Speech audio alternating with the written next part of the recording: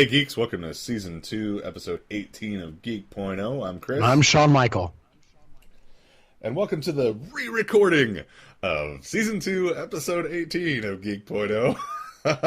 We recorded this a couple nights ago, and software is stupid. Or we had an ID10T problem with the person running the recording. That'd be me. It's all Chris's fault. And it is. It's always my fault. So we're going through this again. So hopefully it'll be a little bit more. Who knows? Maybe it'll actually be better this time. Maybe second time around. We'll go through this a little bit smoother, and we'll see how it goes. But we are actually adding in a couple of things that we didn't talk about the first time. Second time's a charm. And actually editing out a couple of things that we talked about last time. So I was just so excited. Yeah, no, it's fine. It's fine. It's fine. It's fine. Honest Trailers has brought you to the truth of No Man's Sky. The literal grind that is No Man's Sky. We accidentally talked about it twice in a row, so 2 episodes in a row. So it's actually pretty good that it didn't record, because that would have been right after we talked about the Note 7 for 2 episodes in a row. So good, though. They're both great, right? I don't know about No Man's Sky. I haven't played it. So first thing we're going to jump into, we're talking about games right now, so we might as well jump into the fact that PlayStation is releasing at least one, probably 2 new consoles, and one of them has leaked out into the wild. Let's just call it the PlayStation 4 Slim for right now. Yeah. PS4S. Yeah, and that having been said, I'm going to go out and put our little flag down on it. PlayStation or Sony is absolutely going to announce 2 consoles. There's no way at this point that this thing's not actually legit. Now, Sony is doing everything in their power to scrub it from the internet and make it disappear and not look real. Which, well, no. I going to that much trouble to scrub it, I think means that it is legit. Exactly. And they're wanting to show off as much as possible. They're wanting people to actually see it. Then, we've seen pictures. You've seen a boot video. I have not. By the time I got to our post about it, the video had been taken down by the corporate powers that be at Sony. Not a huge fan of how it looks. It's okay. I know you've compared it a lot to Marzipan. That's a pretty good comparison. And what do you think? I got to give them points for consistency. While there is a lot of from those who have checked it out and watched it, there is some outrage or disappointment with the overall look of the console. I will say, though, that if they stayed consistent. The PlayStation 3, when they slimmed it down, the PlayStation 3 Slim, it has the same exact texture to it. It's early in the morning, folks, so I forgive my inability to speak. So it does have that same matte black texture to it. But yes, it does look like 2 well-carved square cakes of marzipan stacked on top of each other, or a couple slices of burnt toast. Mm-hmm. But it is much, much slimmer. It is going to be improved hardware, we're hoping. A little more energy efficient. Oh, I'm sure it'll be. I'm sure it'll have 4K upscaling on it. It basically has to, because of Xbox One S. So here's the thing, and this has been the debate, and everybody's curious about. Now we're running into this situation here where we kind of have 4 consoles. We've got Xbox One, okay. Well, 5. Yep. Xbox One S, which is a slightly improved, slightly higher end Xbox, but not necessarily a more powerful. It's the one they should have put out. Correct. In the first place. And then we've got PlayStation 4. Now we're going to have the Neo, which is supposed to be the beefed up, hyper powered PlayStation 4, the end all be all PS4.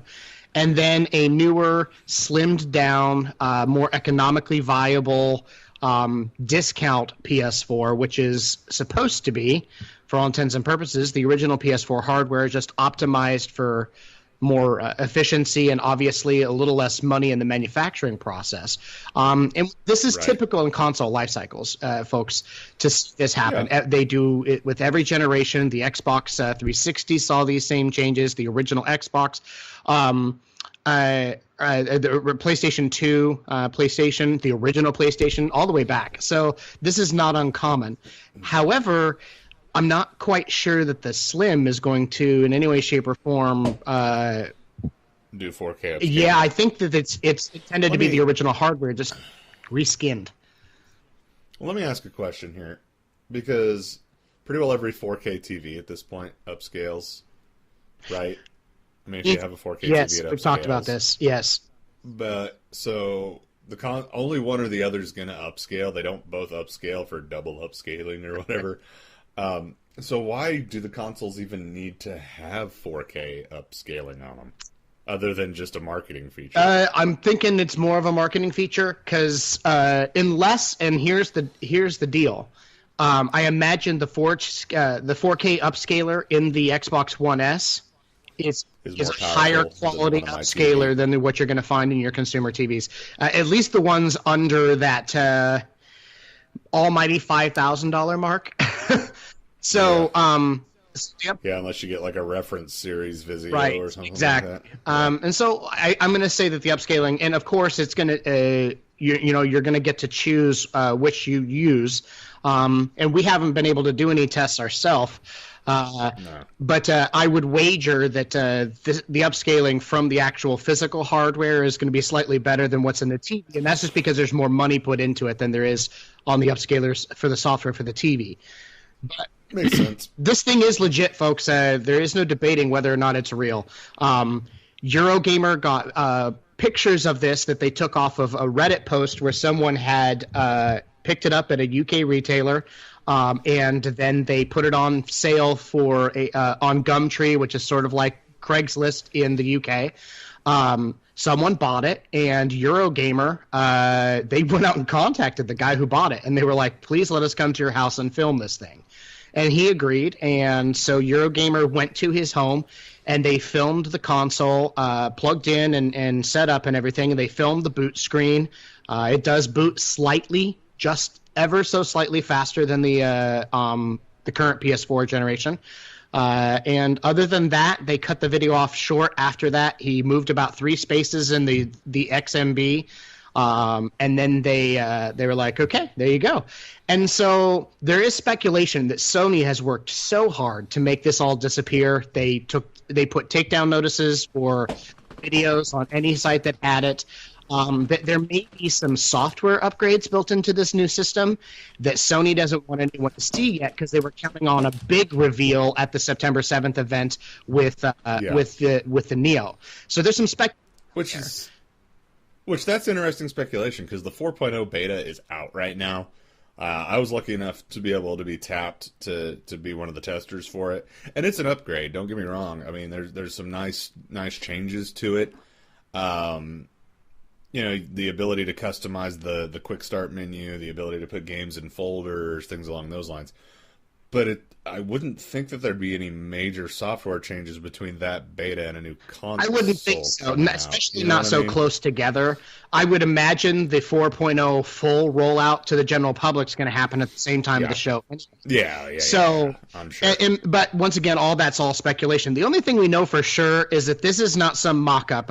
We've seen this in the past with the the Nintendo NX controller. There's been so much stuff. So a lot of people have got too much time on their hands to pour into photoshopping potential products. This is not a Photoshop. These are retail units purchased at stores, brought home, unboxed, and packaged. You can actually, we haven't been, fortunately, knock on fake wood or real wood, we have not been sent a takedown notice as of yet. We do have. That just means we're not big. Exactly. They register on their radar. But we registered on Lego's radar. So that's true. We did get a takedown from Lego, so that was pretty honestly kind of cool. But we go check it out on the site, folks. We do have a complete unboxing video up on our site, as well as some very clear high-res digital images of the unit. all angles, so you can get a kind of a good look at the new PlayStation 4 Slim. I will say one feature I do like about it is the physical buttons, and I actually like them better than the physical buttons on the current system. They are round rather than just a tiny slit in the frame. Yeah, it's a friggin' button. It's a solid button, and there's dedicated. And you ready for this, folks? You can tell the difference between the power and the eject button on this system. Very clearly marked with completely different shapes. So it's kind of a cool console. It's very hey, at least they listen to customers a little bit. Yes, they did. It's not as aesthetically appealing as the current PS4, but none of the slim versions of the consoles have been, except for the PS1. The PS1 was way sexier than the original console. I liked the slim PS2 quite a bit because it's basically just the same console, just super thin. It was pretty cool looking, but it was a good looking console. Boxy, so this is but the PlayStation 2 is boxy. So, actually, now that I think about it, the PlayStation 2 and the Xbox One S look an awful lot alike. So, the original PlayStation 2 without stack. Without stack. Yeah, if it wasn't louvered, very similar. But anyway. Two new PlayStations coming. We've got one now that we know about, and Sony's pissed about that. And the other one is going to be unveiled on the 7th. And honestly, this adds some fire. I almost wonder if Sony's big endeavor to throw water on this as much as possible is because they want to generate as much excitement as possible leading up to September 7th. That's kind of what I was thinking. And you said the units were sold at retail? These units were found in a retail store. There's not been a single story about Sony's backlash at a company putting these out before Street Day. That's the interesting part. So that's what I was getting at. Makes you wonder a little bit. It's not one console. So far, there's been confirmed reports of at least 12 people having purchased these things. So, and in normal situations, there's pretty stiff penalties from manufacturers when you release product early, especially this early. Especially with a console. This is not a piece of software. We're talking 2-3 weeks early. I mean, this is not.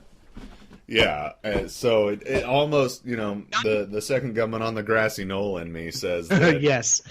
Sony was like, hey, here's a dozen of these. Funny is, this isn't even like when Uncharted 4 broke the street date. This isn't a confirmed product that everybody knows about and they've been teasing for a long time. They got a couple days beforehand. This is hardware the company that manufactures it hasn't even announced exists, folks, and somebody bought it at a retail store in the UK. So this is a big deal. This is truly a big deal.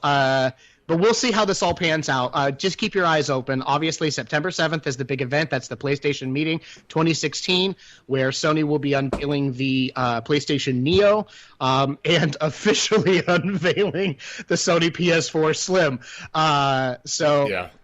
Exciting news on the console front. Yeah, absolutely, dude. But along with that, PlayStation is going to be announcing a widening of the PlayStation Now service. Yeah. Currently, PlayStation Now, you have your PlayStation TV, you have your PlayStation 4, you can play PlayStation Now on both. It's kind of Sony's answer to backwards compatibility. Yeah. Not every game is there. A lot of the games are there. Not every, and it's mostly just PlayStation 3 games, right? Not really any PS2 or PS1. Correct. Which is kind of weird. Do you think they'd have some PS2, PS3 on there, like some of the big dog game, some of the favorites, some Ratchet and Clank, things along those lines. But PlayStation Now is increasing its brand. You're going to be able to play it on your PC, which is extremely exciting. Unless you don't have a powerful enough PC, which if you have a laptop, unless it's like an $1,800 laptop, you probably don't have a powerful enough laptop.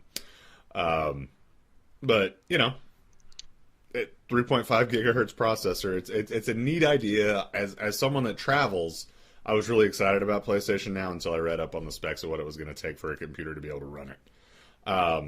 What are your thoughts on the expansion of PlayStation Now. I mean, I think it's great. Yeah. But I think it's got some I think it's limitations already. I think it's a niche product, and that kind of makes me sad. There's no denying that the PlayStation 2 is the most successful console in the history of all gaming. As far as the massive library of games, which is insane, and its fan base, and the PlayStation 3, with its incredibly rocky first couple years, trying to find its feet, it just never, even as good as a console as it ended up being at its phase out period, these golden years, if you want to call them that.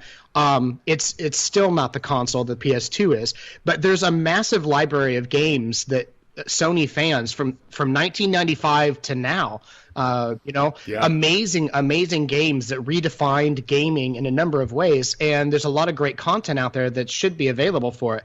Now does have a ton of games available. There are a few games for the PS2 available on it, but not as many as I would like to see. But it's a great service if you've got a PlayStation TV, or if you've got a regular PlayStation, you just want to play old stuff that you can't otherwise play. Yeah. It's a great way to do it.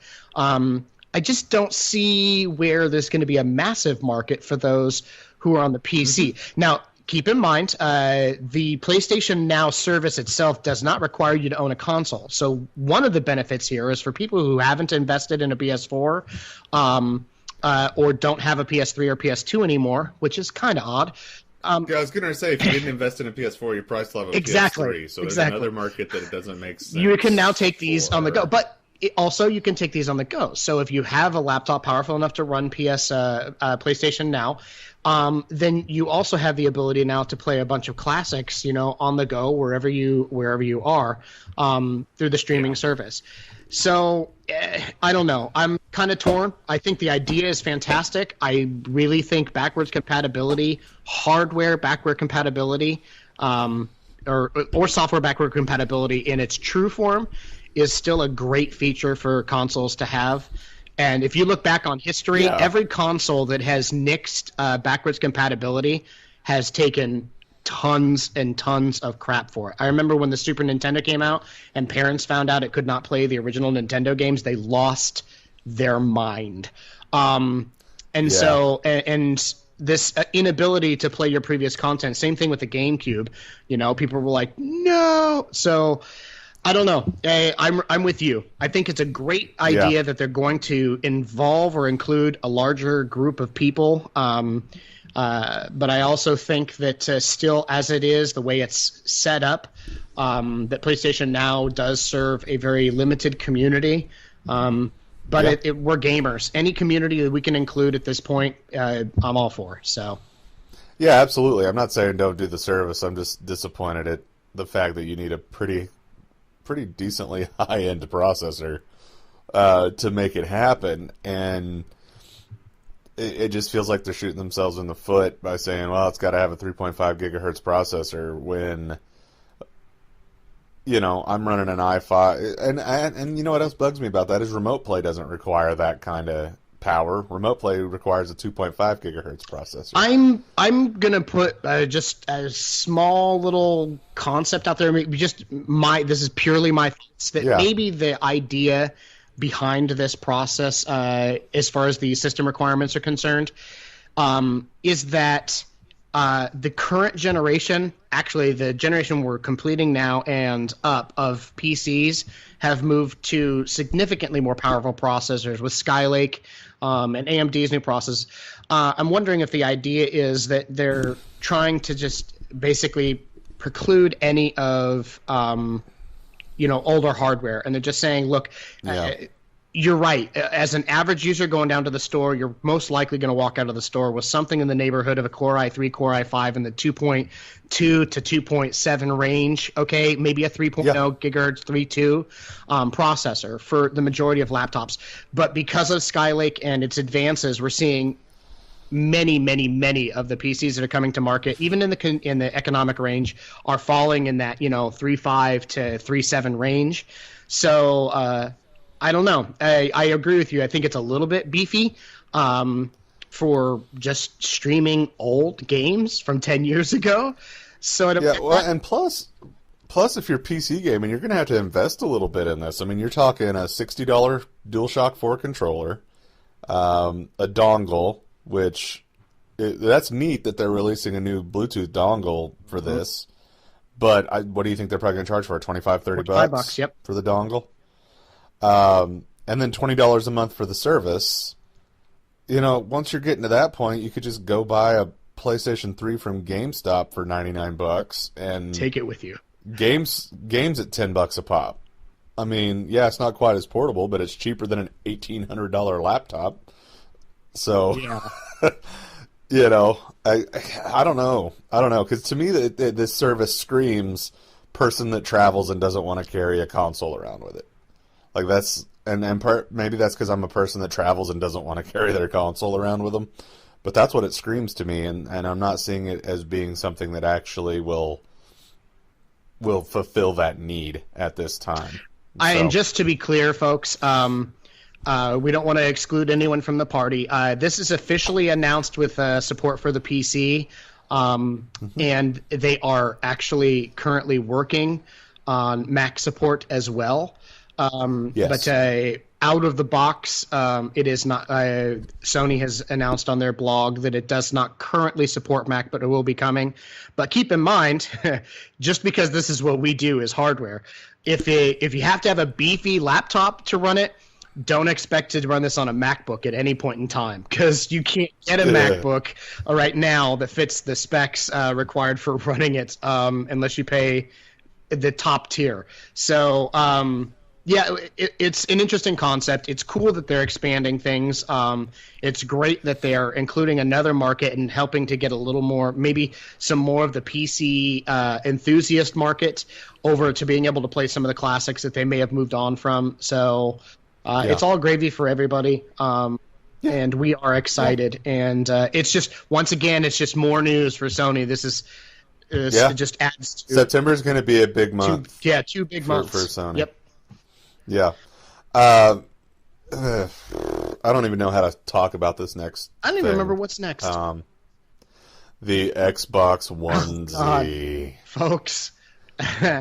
I initially saw this story Tuesday morning, I think, but it was right as I was getting ready to leave the house. So I shared this. I was like, Sean, you've got to write about this. I'm super jealous that I don't get to write about it, be as snarky and sarcastic as you want to be, because this is stupid. And sure enough, he lived up to the billing of being snarky and sarcastic, to the point that I was jealous that I didn't get to write the story. But okay, so Xbox Australia has released a full-size adult version of hooded footy pajamas for gamers. And I'm just going to back that sentence up to make sure everybody's on the same page. Take the word gamer out of it. Xbox Australia has announced the release of, get ready for this, footed pajamas with a hoodie for adults. Just WTF. Like, seriously. What are the features on these things? What makes them so fantastic and special that one must have these? Big pockets. I mean, pockets big enough to hold an Xbox controller, I guess. And a picture of the controller on it, so you know. They even code that. Oh my god! You can see where the pockets go, which goes in each pocket. For the idiots among us that can't decide which pocket to put their controller in, there's a picture. Oh my gosh. For your remotes. This is lazy man attire. Like, now, and this is what's funny, folks. This gotta believe or hate the power of marketing in this country, or worldwide. Excuse me. Marketing as an industry is the most predatory field. Oh yeah. This thing is marketed using a couple of good-looking models, a guy and a woman, a hot redhead, and obviously a good-looking guy, and they put these things on them and show them just acting wild and crazy and having fun in an Xbox-themed home, by the way. And I look at this and I'm going, no, absolutely no, because the guy who's actually going to buy these, okay, is 260 pounds. He's 5'10", not 6'1", like the guy in the picture. Okay.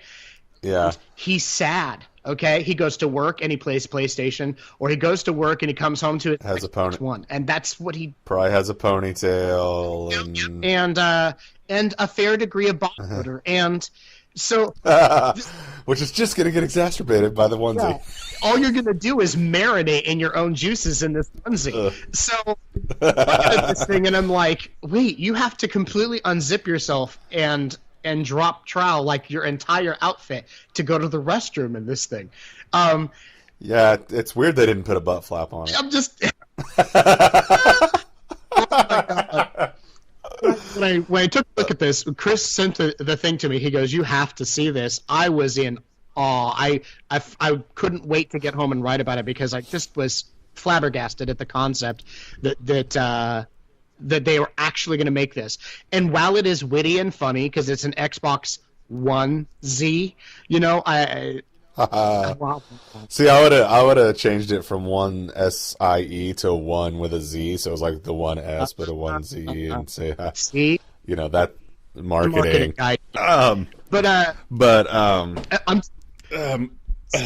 My first thought was there's going to be Cheeto dust and pizza sauce all over it. The white, yeah. It comes in white.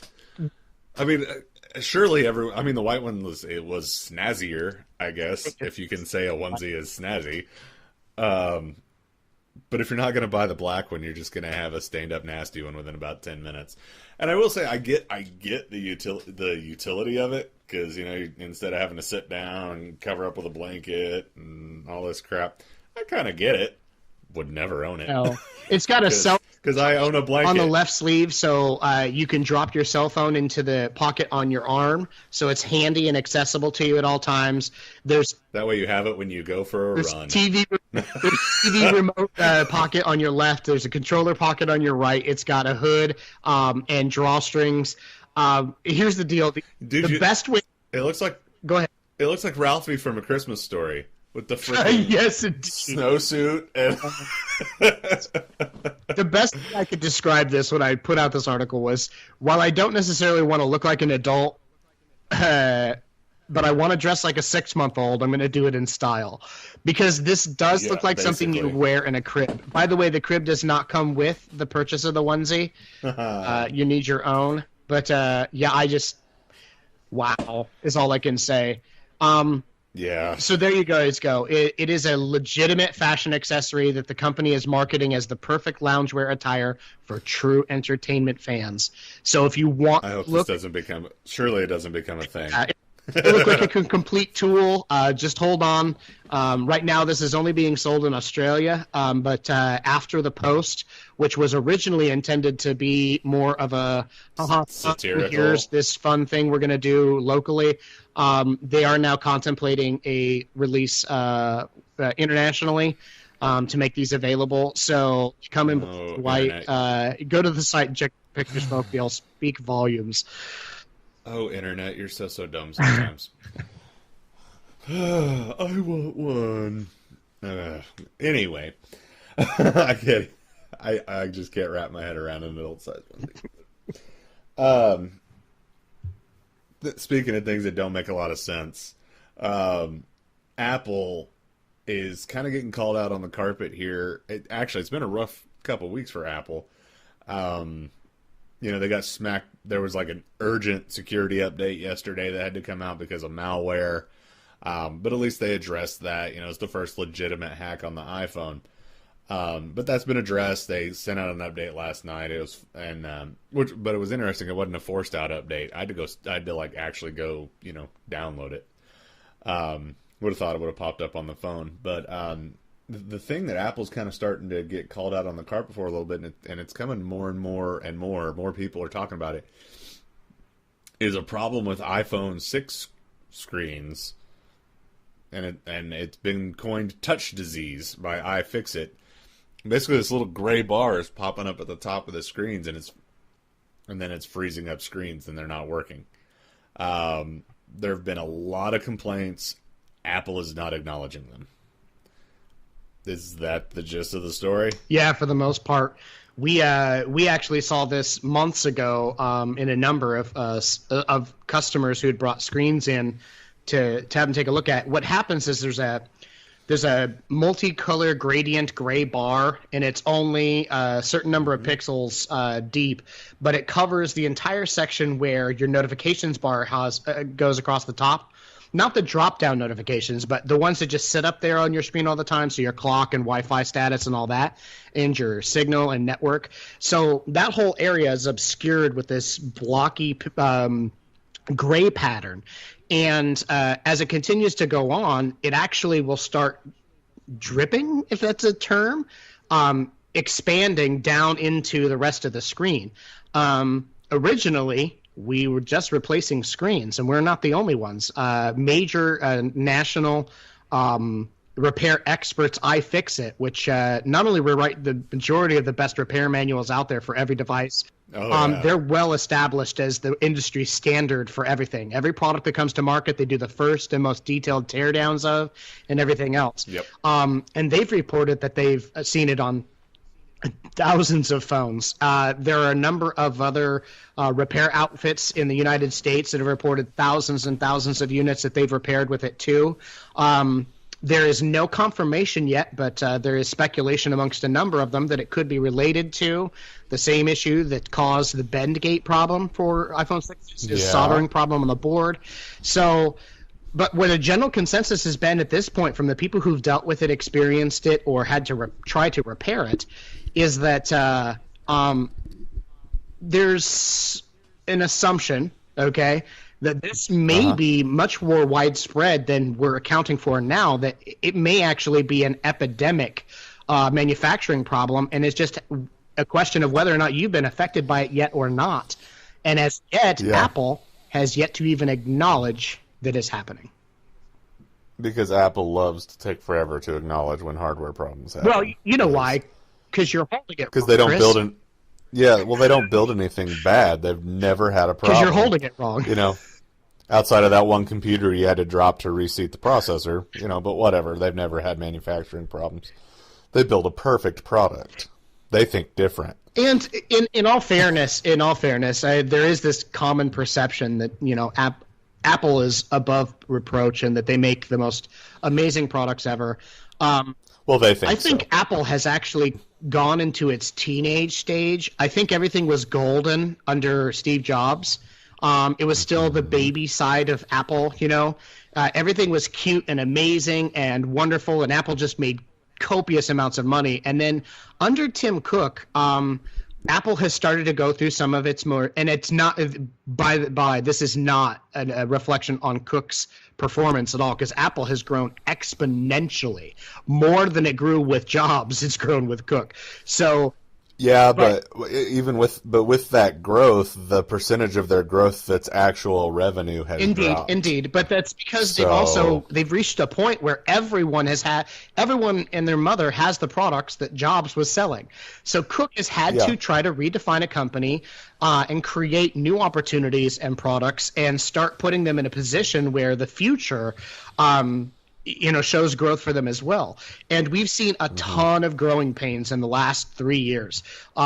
Major software glitches after software updates were released to Apple users. Software updates they've had to recall. Software updates that have bricked phones. And before this, I don't remember ever hearing of Apple was well known for how detailed and efficient they were when they did an update. That it was just perfection. When the phone came, the update came out, minus the iPhone 4 not having enough power to power the major update push to it. But Apple is a consistency, for the longest time had a consistency reputation. And the last 3 years, you're right. We've seen software problems. We've seen hardware problems. We've seen a number of things rear their ugly heads. And I think it's kind of a wake-up call for those who live in the dream world where Apple's perfect and creates this, the best products ever, and they can't be hacked. There's no such thing as computer malware if you own a Mac. iPhones are the greatest phones ever. They don't have problems. And we're seeing on all fronts, we're seeing that those things aren't necessarily true, that while they're a fantastic company that makes good products, they're not impervious. I mean, we had a guy just lay into us on our website Oh yeah, talking about just how much better Apple is than Samsung, and the curved screen on the Note is stupid, and all those screens ever do is break, and blah blah blah blah. And hey, bro, touch disease. So mic drop right back in your face, homie. Yeah, it's because, geez, man, it's indicative or very clear that nobody is immune to issues. When you manufacture millions and millions of products, there are gonna be problems. That's all there is to it. No matter how hard you push the quality control. What defines anything, a person or a company, is when problems do arise, how they handle them. Not how good do you do about things, or like how good do you do at making money. How good are you at releasing new products? That has nothing to do with anything. It's just that's the nature of doing business. But when you incur problems and you encounter these things, how do you handle them? How Apple addresses this issue over the few next coming months will definitely show a lot about the company as to whether or not they choose to acknowledge there's a problem out there, whether they choose to do something about it, or whether they just kind of sweep it under the rug and ignore it and then hope that the noise surrounding the impending launch of the iPhone 7 kind of drowns out consumer complaints, and then people will just say, well, I'll just upgrade because this one's jacked and Apple refuses to do anything about it. And exactly. I think that'll be a significant disservice. And I think if you're an Apple fanboy, if you're one of those people that believe strongly in their products, I think you should take that into account. I'm not saying don't buy their products, but I think that should be something that you consider heavily and think about when you buy your new or upgrade to your new iPhone 7, is the fact that you have a rampant issue out there, and Apple's hope is that you'll just get another one of their products to replace it so that you don't have to think about it or deal with it anymore. That's how it looks right now. I mean, there's claims of thousands, and Apple's doing nothing about it. Just burying their heads in the sand and focusing on launching the 7, and that's very telling. That's very, very telling, and very disappointing. So that kind of wraps up the in-depth topics for this week. Next up's the Week in Geek. It's a few topics that we think you might want to know about, but we don't really have a ton of time to go super in-depth on them. But if you want to read up on them, you can go to www.geek.0.com to check them out. First thing is McDonald's has recalled a fitness tracker that they put in Happy Meals because it was causing rashes and just straight up burning children. So that sucks. Yeah. But at least they recalled it. So kudos to Apple for McDonald's. McDonald's. Hey, Apple, look at McDonald's. They have a problem and they recalled it. So kudos to McDonald's for stepping up and doing the right thing there. If you have the fitness tracker, you can take it into McDonald's and get a free replacement toy, yogurt or apple slices, I think, something like that. I don't remember. I don't think they'll let you get fries. Trading in a fitness tracker for fries kind of makes sense that they wouldn't let you do that.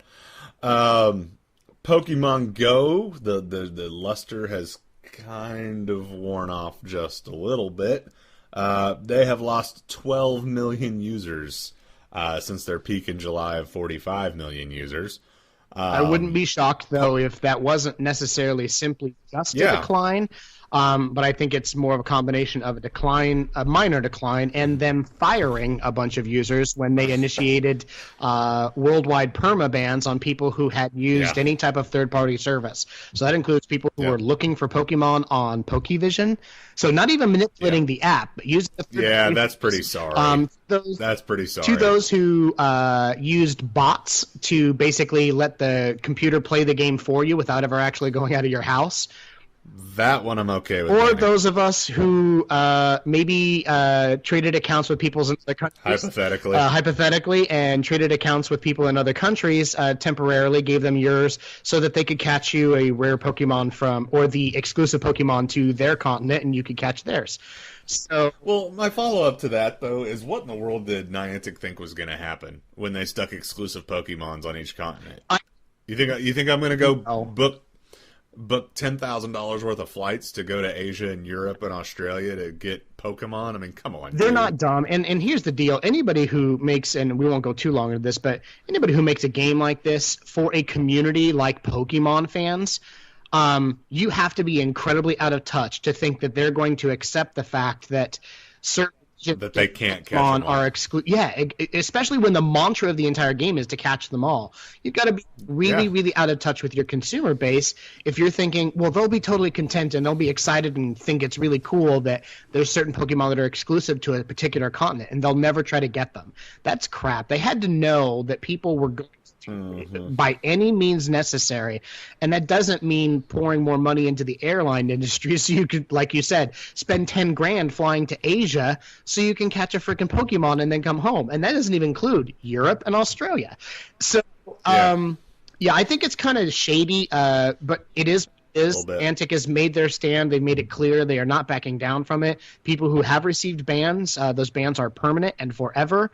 The only thing you can do is start a brand new account and start collecting Pokemon from scratch, and that's it. Which, honestly, the game's more fun than anyway. It's 20 levels. Once you get to level 20, it's a complete slog. Okay, next topic. NFL branded Xbox Ones. Xbox One S and the NFL have teamed up to make some mostly pretty good-looking consoles. Some of them are horrendously ugly. Kansas City Chiefs. And I don't say that just because I'm a Broncos fan. It's an ugly console. But they're pretty neat looking. I would like to have a Broncos one. I honestly, as much as I don't particularly care for them, I thought the Seahawks one was cool looking. The Titans one was cool looking. Yep. There were some really neat ones. Netgear coming out with a Wi-Fi solution to help cover your house better with Wi-Fi signal. It's called Orbi. And then Call of Duty is going to be in virtual reality at the Call of Duty XP 2016 event. That's going to be pretty awesome. So that's pretty neat.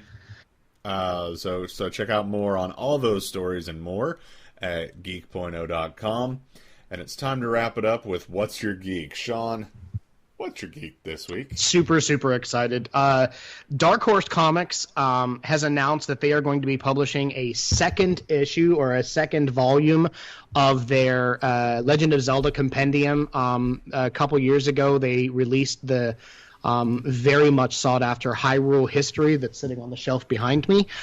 It is a hardcover encyclopedia of all things Zelda.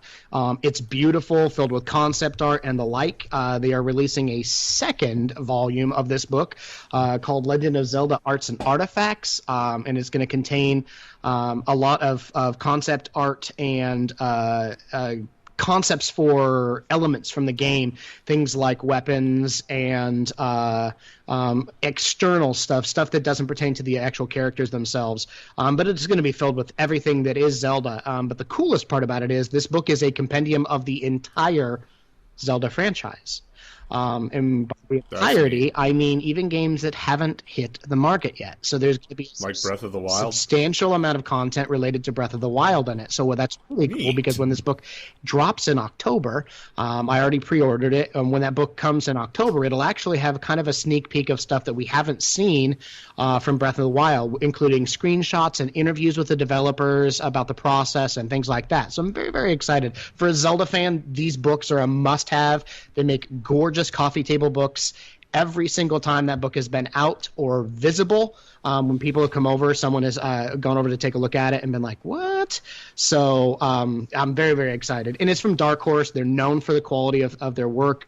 So I'm very, very excited. That's very cool. Very, very cool. Especially for Zelda fans like you. I'm sure that's definitely something you are going to want to get in on. My geek this week is a little webcomic called JL8. I just kind of happened to stumble on this, and I'm really sad that I haven't known about this for the last 5 years. No joke. But it's a webcomic called JL8. It's drawn and written by Yale Stewart, and it's a comic that talks about the Justice League as 8-year-olds in elementary school. It's absolutely amazing. It deals with Power Girl's got a crush on Superman. He's got a crush on Wonder Woman. But Batman's got a crush on Power Girl, and they're at Wonder Woman's birthday party, and the boys are mad. At one point the boys get mad because they save a purse snatch, save an old lady from her purse getting snatched. And they get called boys and get all ticked off. Lex Luthor and the Rogues Gallery are the bullies out on the playground. It's so it's so absolutely good. It's adorable, and it's incredibly well written. Yes. It's incredibly well drawn. And the guy has his finger on the pulse of these characters. Oh yeah, Batman loves Brood. time out. Yes. He gets put in time out, and he loves it because he gets to brood. It's the perfect brooding spot. You told me about this. I went and actually checked it out, so cool. and I ended up losing almost an hour and a half of my time because I couldn't stop reading. There's one comic that blew my mind. One of them was when the kids are leaving school and headed home, and Bruce and Clark are walking home, and Clark's dad is out on the porch, and he's like, "Hey, my gosh, as Bruce is walking away, or as Bat Jr. is walking away, you can hear Clark and his dad talking. He's like, "How was your day at school, son? It was so amazing, Dad." And he's like trying to talk to him about his day. It reminded me of that scene from Breakfast Club. Like, "Oh, I could picture life at your house." And then as Bruce is walking away, he's got this real sad look on his face because he doesn't have a dad. And it's so deep. And it's just a single strip, man. This guy is amazing. I'm shocked I haven't seen this before now, but thank God that you stumbled upon this and showed it to me. Yeah, you stumbled upon, and I was just bored, and I was flipping through, and it showed up, and I was like, "Oh, this is absolutely amazing." So yeah, I absolutely fell in love with JL8. You can get it at jl8comic.tumblr.com, and it's absolutely worth going and checking out. Definitely. So for that, it's time to sign off. You can check us out on our website, www.geek.0.com. You can check us out on all social medias /Geek.0. Well, except for Tinder. We're not on Tinder like how our buddies from Flick Freaks are. I've said, if you want to manage it, we can do it. I'm not going to have anything to do with it. But for Geek.0, I'm Chris. Sean Michael. Have a great week, Geeks.